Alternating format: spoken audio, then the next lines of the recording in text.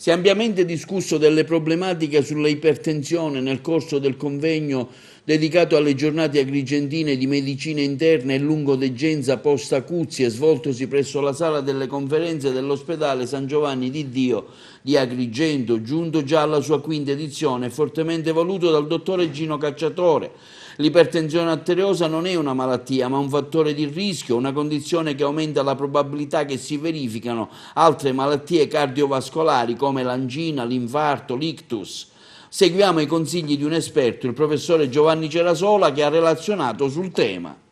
Ma i consigli sono quelli che diamo già da tempo. Anzitutto un buon controllo della malattia ipertensiva con un monitoraggio anche domiciliare della pressione, che può essere oggi comunemente eseguito. Gli apparecchi di controllo della pressione ormai hanno un costo abbastanza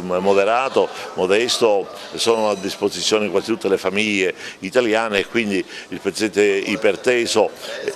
si può controllare, si deve controllare con una certa frequenza senza che questa diventi un'ossessione, e nei familiari e nei discendenti degli ipertesi, poiché una quota dell'ipertensione ha un andamento di tipo, una trasmissione di tipo familiare, è bene di tanto in tanto fare un controllo, anche qui ripeto senza che questo diventi un argomento di tortura psicologica. Detto questo, per quando si scopre che c'è un'ipertensione e quando si è in trattamento, occorre che il trattamento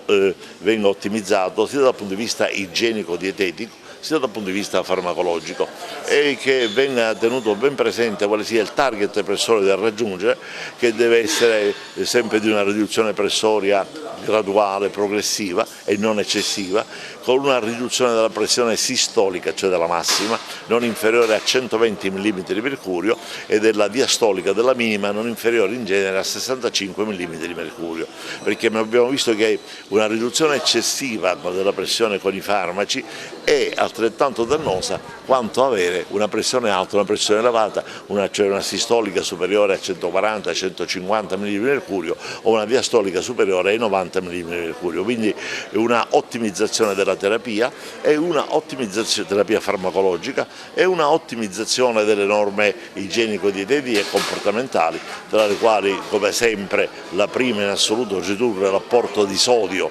nell'alimentazione e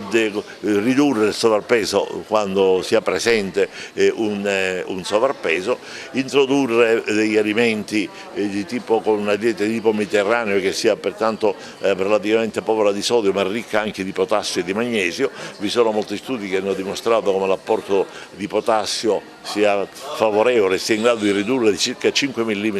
di mercurio la pressione arteriosa, ed eseguire un esercizio fisico con allenamento molto graduale, molto progressivo, perché anche l'esercizio fisico, oltre ad migliorare le tue performance, oltre a